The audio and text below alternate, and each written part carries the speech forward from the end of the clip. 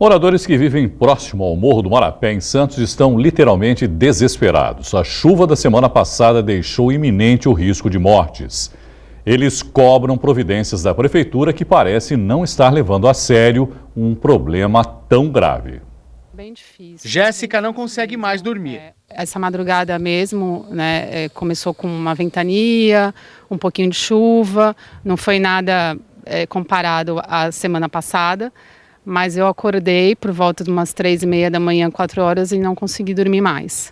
A razão da Jéssica, e não só ela, toda a família dela, não está dormindo bem, eles moram nessa casa aqui atrás, está bem em frente à casa dela, aqui desse lado. Olha só, essa aqui é a encosta do Morro do Marapé, e quando a gente fica aqui de frente para esse cenário, dá a impressão que tudo pode desabar a qualquer momento. A encosta fica no Morro do Marapé, na rua Romeu Aceturi. Desabou por conta da chuva na última semana. E lá em cima tem mais estragos.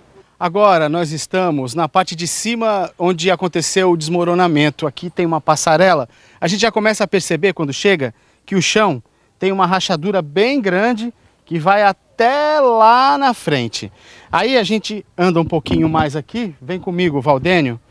E olha só, tá chegando bem perto da onde houve o desabamento da passarela. Dá para ver ali o buracão. É até perigoso a gente chegar aqui. Vamos chegando um pouquinho mais perto. Dá para ver que a terra cedeu, levando tudo. Não encontramos nenhum tipo de sinalização indicando que não pode passar por aqui. De volta à rua, seu José Carlos, que é pai de Jéssica, reclama que não tem mais sossego. Ele tem medo de que uma dessas árvores possam cair sobre a casa dele. Não só essa, como a do lado também, porque ela está muito alta. E eu já solicitei a podagem dela faz mais ou menos uns 3 anos e até hoje nunca fizeram. E eu sempre estou comentando para eles o perigo que está isso daqui. Depois da chuva na semana passada, o pessoal da prefeitura esteve por aqui e limpou a rua. Mas para seu José Carlos, o problema continua. Vieram no sábado, recolheram uma parte que ficou tudo isso aqui exposto. A infiltração que tem aqui é iminente, uma coisa que já não é de agora. E o risco se torna cada vez pior. Na rua tem outras casas que podem ser atingidas se houver um desabamento. A família exige uma solução. Acho que tem que, na realidade, morrer alguém se hospitalizar para eles poderem tomar uma iniciativa, que eu acho que a gente não precisa chegar a esse ponto. A subprefeitura daqui da região falou que já tinha avisado eles e que eles mesmos não tomaram nenhuma providência por conta de falta de funcionário, mas eles já tinham falado que a situação ia se agravar por conta das chuvas e mesmo assim eles não fizeram nada. Isso são palavras das próprias pessoas que trabalham dentro da prefeitura. Em nota, a administração municipal disse que vai continuar monitorando o local e pede aos moradores do entorno que notifiquem a Defesa Civil caso haja qualquer sinal de alteração de solo. O telefone é o 199, repetindo, 199.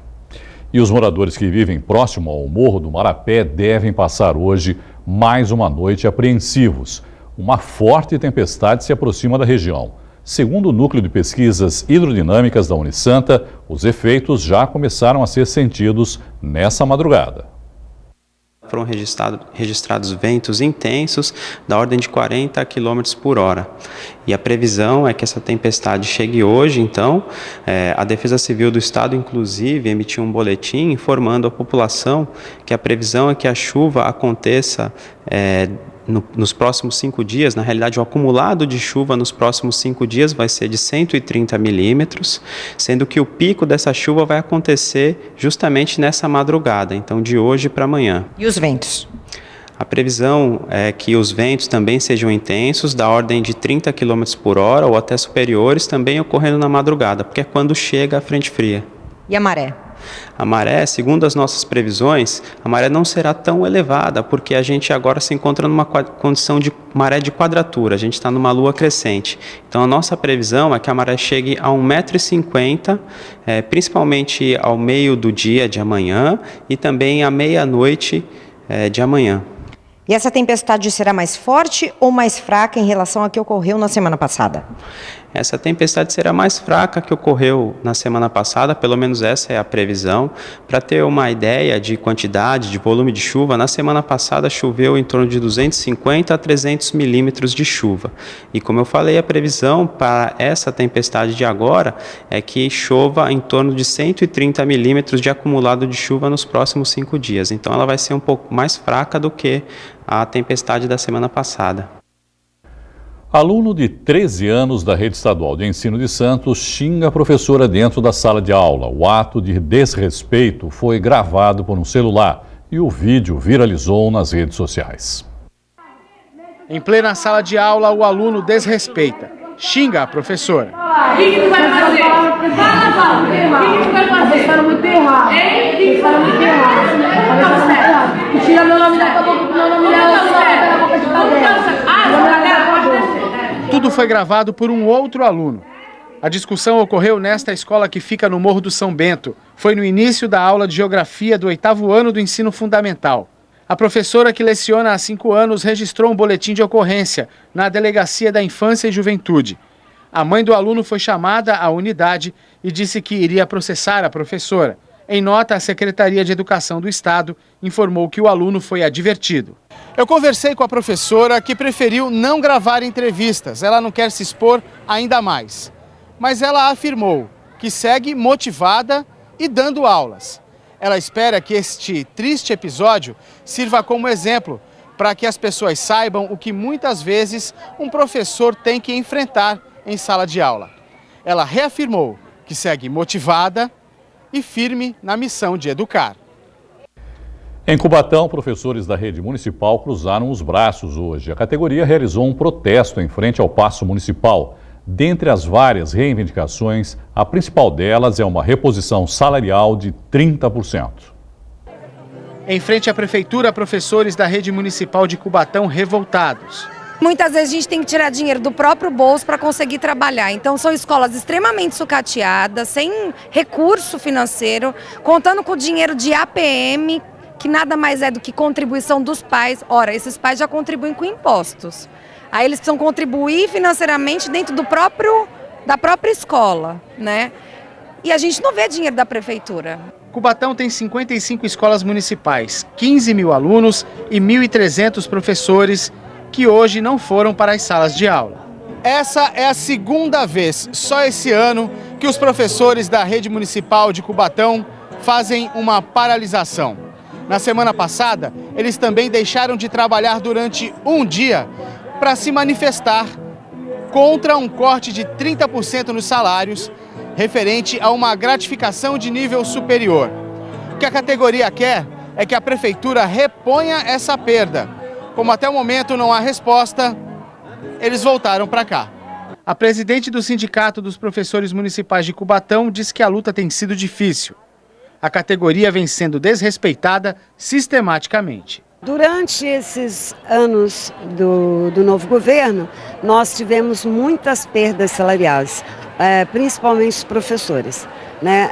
No primeiro ano de governo foram férias, que diminuiu para 50%, inúmeras perdas, né?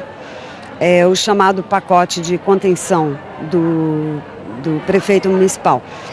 E do ano passado para cá, outras perdas. Nós perdemos 30% por uma inconstitucionalidade de lei. E, assim, além disso, nós temos uma tabela que não é aplicada. Nós temos uma questão da ampliação que deixou de contar para a aposentadoria. Então, nós estamos brigando por tudo isso. Como o senhor tem se sentido como professor, como profissional, com esse tipo de tratamento? Nós continuamos trabalhando porque a nossa luta é em defesa da educação e o nosso compromisso é com a comunidade. Não deixamos cair, no termo, como se diz, a peteca cair, né? No popular. Nós estamos sempre lutando por uma educação de qualidade, não abandonamos nossas crianças, lutamos por essa qualidade que é o futuro delas, né? É o futuro do município, é o futuro do estado, é o futuro do Brasil e educação, né? Nós entramos em contato com a Prefeitura de Cubatão para saber se existe a possibilidade das reivindicações dos professores serem atendidas, mas não obtivemos resposta até o fechamento desta edição. Vai até a próxima sexta-feira a vacinação gratuita de cães e gatos no Jardim Botânico, na Zona Noroeste, em Santos. Cães cadastrados vão receber uma dose da vacina V10, que protege contra uma série de doenças como hepatite canina, sinomose e 4 tipos de leptospirose. Os donos dos animais devem levar RG, CPF e comprovante de residência. Cães devem ser levados em coleiras e os gatos dentro da caixa de transporte adequada. O Jardim Botânico de Santos fica na rua João Fracaroli, 438, no Bom Retiro, em Santos. O presidente Jair Bolsonaro pode ter alta amanhã do Hospital Albert Einstein, onde está internado desde o dia 27 de janeiro. Veja esse e outros assuntos no Brasil em 1 minuto. O presidente dormiu bem à noite e não teve febre nas últimas 48 horas. Ele também está aceitando bem os alimentos sólidos. Hoje, no café da manhã, comeu torrada, fruta cozida e tomou chá. Bolsonaro segue acompanhado da primeira-dama Michele e de seus filhos. Ainda sobre Bolsonaro, o ministro do Supremo Tribunal Federal, Luiz Fux, suspendeu hoje as ações que corriam contra ele no Supremo por incitação ao estupro e injúria. Os processos vão ficar suspensos até que Bolsonaro deixe o cargo. O corpo do jornalista Ricardo Boixá foi cremado hoje em uma cerimônia privada restrita à família. Boixá morreu ontem em um desastre aéreo. O helicóptero onde estava caiu na rodovia Anhanguera, atingiu um caminhão que passava pelo local e depois explodiu. No acidente morreram o piloto da aeronave Ronaldo Quatrucci e o jornalista da Rede Bandeirantes. Boixá tinha 66 anos, deixou a esposa e 5 filhos.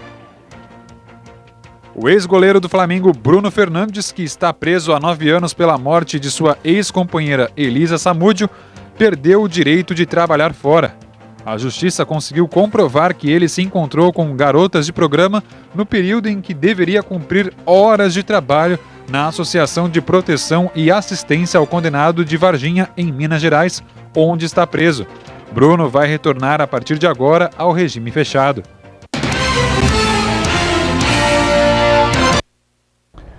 O governo terminou hoje o texto base da reforma da Previdência, que ainda deve ser apresentado ao presidente Jair Bolsonaro antes de ser encaminhado ao Congresso. Apesar de ainda haver muitos pontos indefinidos na proposta, ela deve ser encaminhada ainda nesse primeiro trimestre para a Câmara. Para falar mais sobre Previdência, eu converso com um advogado especializado em Direito Previdenciário, Sérgio Pardal Freudenthal. Sérgio, boa noite, obrigado, por participar mais uma vez aqui com a gente. Uma das propostas que teria vazado aí durante a semana, não é, Sérgio, é da idade igual para homens e mulheres, mas que de alguma maneira já foi descartado, porque o próprio presidente Jair Bolsonaro já disse que não quer. Ele quer que haja uma diferença entre a aposentadoria dos homens e a aposentadoria das mulheres. Olha, não é bem isso, Irineu. Primeiro, é um prazer estar com você aqui, é sempre uma boa audiência para a gente poder trazer algum conhecimento do que acontece. Agora, veja bem. Não foi apresentado nada por escrito ainda. Sim. Eles estão dizendo que existe um texto.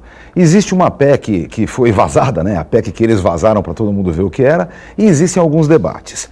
Sobre essa questão, vamos lembrar de uma coisa. O que o Bolsonaro está dizendo é que na regra de transição não haveria de imediato a igualação homem e mulher. Mas veja, isso não é regra de transição, porque no futuro a pretensão é essa. Veja só, Irineu, essa questão da idade é muito mais complicada. Em 98, a emenda número 20 já dizia que tinha que ter uma idade mínima para se aposentar. Só o Brasil tinha aposentadoria por tempo de serviço, que virou por tempo de contribuição. Naquele momento, a proposta qual foi? É assim, a aposentadoria por idade, 65 anos para o homem e 60 para a mulher. No regime geral, um mínimo de 15 de contribuição, no serviço público, um mínimo de 10 anos de serviço público. Ótimo. Na aposentadoria por tempo de contribuição, que é 35 anos para o homem e 30 para a mulher, eles quiseram colocar o teto, o limite de idade de 60 anos para o homem e 55 para a mulher. Note, não era para confundir. Uma coisa é a aposentadoria por idade, 65 e 60. Outra é por tempo de contribuição, com 35 e 30, 60 e 55 de idade. Para o servidor público isso passou, ou seja, desde 98 já existe idade mínima. No regime geral não passou, mas em troca em 99 veio o tal do fator previdenciário, que é um redutor danado que arrebenta com o cálculo da aposentadoria do sujeito. O cara perde quase 40% numa grande parte das vezes. Ora, depois, com muita briga, em 2015 veio a ideia da somatória. Então, quando somar o tempo de contribuição com a idade atingir 95 homem, 85 a mulher, ficava livre do danado do FP. 96 agora esse ano. Né? Isso, Irineu, essa é a grande questão. Mas lembrem de uma coisa, essa é uma lei de 2015 que já veio com os aumentos, não é coisa nova, vamos lembrar. Era até o ano passado 95, esse ano que vem é 96, 86, depois 97. Agora, no fim das contas, sabe o que vai acabar acontecendo? Sem mexer em nada, hein? Quando chegar a 100 para o homem e 90 para a mulher, já estará equiparado. A idade de 65 e de 60 para se aposentar por tempo de contribuição também. O que acontece? O que eles estão fazendo esse remeleixo todo agora é simples. Eles querem igualar a idade mínima para qualquer aposentadoria à idade exigida para aposentadoria por idade. Ou seja, extingue-se a aposentadoria por tempo de contribuição. Isso deve acontecer, né, Vadal? Olha, mais hora menos hora vai acontecer, nós sabemos disso. É que não é tão simples. Veja, eu discuti há muito tempo. Se fosse para acabar com a aposentadoria por tempo de serviço ou por tempo de contribuição, tinha que existir no mínimo um seguro-desemprego decente. Nessa porcaria que está aí, que não é seguro-desemprego coisa nenhuma. 5 meses. Tinha que ser um seguro-desemprego, por exemplo, vamos dar um exemplo. O cara tem 35 anos de contribuição, fica desempregado, ele tem que ter uma garantia até o momento que arrumar emprego para ele. Ora, vai levar 5 anos, que durante 5 anos ele seja pago um seguro-desemprego decente. Então, uma coisa tinha que ser trocado pela outra. Acontece, Irineu, que nesse momento nós só estamos apanhando. O direito social só está sendo anarquizado, não é só no Brasil não, é no mundo todo. No Brasil, por exemplo, as mudanças do direito trabalhista já vão afetar bastante o sistema contributivo, não é? Sim. Se cada vez mais você tem menos contrato de trabalho. Esse é o problema que está colocado. Porque para também de pagar a Previdência, né? Se você não tem contrato de trabalho, acho que esse é o grande... Veja. O grande quê da questão, né, é essa, porque, por exemplo, quem trabalha paga quem já se aposentou. Então, na verdade, o país também precisa de um grande desenvolvimento, não é? De crescimento, não é, Vadal? Porque se você aumenta a contribuição previdenciária, você diretamente vai diminuir o déficit da Previdência, não é? Claro. O que acontece é um negócio muito simples, o mundo inteiro conhece. Chama-se regime de repartição. Aquele valor que entra de contribuição no mês deve representar o que vai ser gasto para pagar os benefícios. Eu tive um grande amigo, o Rio Nogueira, já faleceu, um grande atuário. Ele dizia, tudo bem, o seguro social é um sistema de repartição, mas para ser bom mesmo, ele tem que fazer um fundo de reserva, que seja 6 vezes a despesa mensal. Aí você vai dizer, por que nós não usamos fundo de reserva? Eu vou dizer para você, porque o dinheiro da Previdência está em Brasília, está na Ponte Rio-Niterói, na Transamazônica, aquela estrada maravilhosa que não vale nada. Então, fora os roubos que fizeram. Então veja, se nós tivéssemos efetivamente um cálculo atuarial decente, um trabalho digno, teríamos hoje um sistema de seguro social que seria bom de todas as formas. Seria bom, inclusive, para cumprir sua função social de distribuir renda, etc, etc. Bom, dentro disso que a gente está falando, pelo que já se ouviu várias vezes, o ministro Paulo Guedes vai apresentar uma proposta que prevê a capitalização, ou seja, cada trabalhador vai ter uma conta, né, uma previdência privada. Ele vai, o que ele guardar lá e ele contribuir, no final ele vai receber. Mas a gente já sabe também que o Chile, por exemplo, aqui, para ficar na América do Sul, foi um país que já colocou isso lá nos anos 80 e que está vendo agora que a coisa não funcionou. Outros países que também experimentaram isso estão descobrindo que não funcionou. Ou por quê? O pagamento no final é muito baixo e às vezes até menor do que o salário mínimo. No Chile foi pior ainda. No Chile, o Pinochet que fez essa tramonha toda, eram 13 companhias que administravam, 5 faliram. O Chile hoje, eu vi um dia desses, é o lugar onde o índice de suicídio dos idosos mais cresce na América do Sul. Agora, só vamos lembrar de uma coisinha. Esse governo está propondo 2 coisas diferentes. Ele está dizendo, olha, o seguro social que está aí, nós vamos apertar para ver o que dá. E vamos criar um novo seguro que é esse tal de capitalização. Eu vi um dia desses, um desses economistas que rodeiam o tal do Paulo Guedes, falando na TV o que ele acha. Dizer assim, não, nós temos que dar uma garantia a todo mundo de um valor assim por volta de 600, 700 reais. Além disso, nós vamos ter um seguro social que vai ter o teto assim de 1.600 reais. E quem quiser uma garantia maior do que isso, procura o banco privado. Irineu, vamos falar bem sério. O que esses caras estão fazendo é vendendo a pátria. O que eles estão fazendo é vendendo aquilo que é mais valioso para o trabalhador. Veja, o nosso sistema de seguro social, ele é muito bom e não é nem deficitário, como dizem por aí, ele ainda é superavitário. A questão é exatamente essa. Se nós temos um crescimento efetivo do mercado de trabalho, se nós temos o contrato formal, férias, essas coisinhas todas, evidentemente nós temos também contribuição previdenciária. E aí sustenta os pagamentos de aposentadorias e pensões. Eu só pergunto uma coisa, Irineu. Veja só, uma coisa só. Vale. Quando ele criar esse novo sistema, quem entrar no regime de trabalho vai no novo sistema. Quem vai sustentar o antigo? Essa é a grande dúvida, né? Porque vai criar uma dívida maior, na realidade, através desse sistema. Nós vamos voltar a falar sobre isso, provavelmente, muitas outras vezes, né, Padal? Principalmente quando eles lançarem definitivamente a proposta para a reforma da Previdência. É o que estamos esperando. Eu agradeço a sua presença mais uma vez, viu? Muito obrigado. Padal? Muito obrigado. O presidente americano Donald Trump e o líder norte-coreano Kim Jong-un vão se encontrar novamente no fim desse mês no Vietnã. É a segunda parte da cúpula entre os dois países que pode levar ao fim das hostilidades. Veja no Giro pelo Mundo. Os líderes dos Estados Unidos e Coreia do Norte vão se encontrar em Hanoi, no Vietnã, nos próximos dias 27 e 28. De acordo com Trump, os diplomatas norte-americanos tiveram reuniões prévias muito produtivas com as autoridades norte-americanas. O presidente dos Estados Unidos declarou em uma rede social estar, abre aspas, ansioso para encontrar Kim e dar mais um passo em direção à paz, fecha aspas. A China acusou os Estados Unidos de quererem transformar o espaço em um campo de batalha depois que a NASA divulgou um relatório que incluiu o país asiático entre os principais rivais no domínio espacial. Os Estados Unidos são acusados ainda de querer militarizar o espaço. No relatório, a NASA lista países que seriam possíveis adversários em uma guerra pelos recursos espaciais, como a China e a Rússia. A Venezuela enfrenta hoje novas manifestações populares contra e a favor dos dois presidentes, Nicolás Maduro e Juan Guaidó. Os chavistas que apoiam Maduro criticaram os Estados Unidos pela interferência. Já os apoiadores do presidente interino, que já é reconhecido por dezenas de países, como os Estados Unidos e Brasil, pedem que Maduro renuncie para que novas eleições sejam convocadas.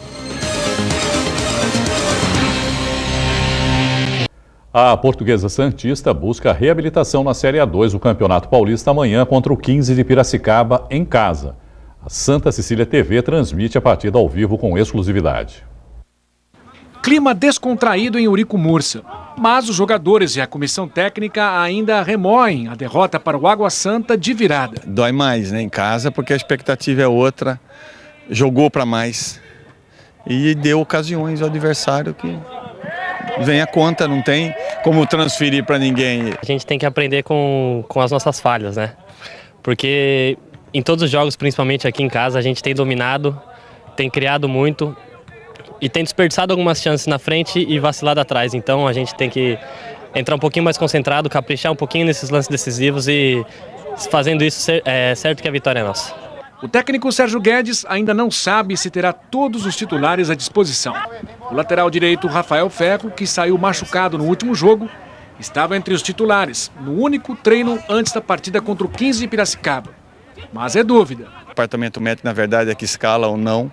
A gente sempre tem uma boa expectativa, principalmente mandando o jogo, né? Porque é um jogador de muita mobilidade, criativo, inteligente. Agora nós estamos preparando um substituto que chegou recentemente, já conhecido da torcida também, que é o Dick. Ele já se encontra numa condição melhor, então o departamento médico vai dar o sinal verde ou não. Se não jogar Ferro, joga Dick. Em 6 jogos, a Portuguesa Santista somou 10 pontos na Série A2 do Paulistão. É a 6ª colocada. O adversário desta quarta-feira à noite, aqui em Eurico Mursa, o 15 de Piracicaba, soma 11 pontos ganhos, um a mais que a Briosa. A equipe sabe que terá pela frente um concorrente direto a uma das vagas no G8. Em casa a gente tem se portado bem, é um time bom, é um grupo de jogadores muito determinados. Então eu sou sempre otimista por consequência, a gente só mostra o caminho e as dificuldades elas são inerentes daquilo que você quer fazer na tua vida, seja elas quais forem, seus propósitos maiores.